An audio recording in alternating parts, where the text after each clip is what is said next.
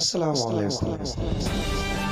Wannan shahararren mawakin Hausa wanda ya shahara wajen kawo muku daɗaɗɗen waƙoƙi wato Salim A Smart. Salim A Smart ya ce ba zai taɓa ba wa masoyansa kunya ba.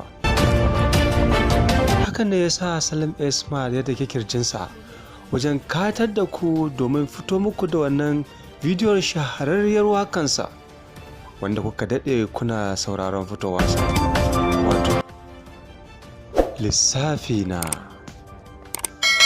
na waka ce wanda a tarihi ba a taɓa samun wakar da ta kai ta daɗi ba. Ɗaruruwan mutane suna matuƙar son wakar Lissafi na.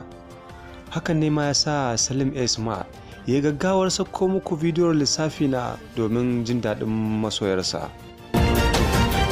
Ga mai buƙatar samun wannan shahararriyar wakar zai iya bin sa a kan YouTube ɗinsa mai suna Salim Smart.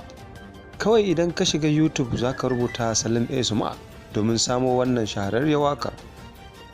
Kada ka manta da subscribe, liking and sharing. Hakan ne zai sa mu ci gaba da kawo maka sababbin sanarwa game da mawaka, fina-finai da sauransu. Mun gode, a huta lafiya.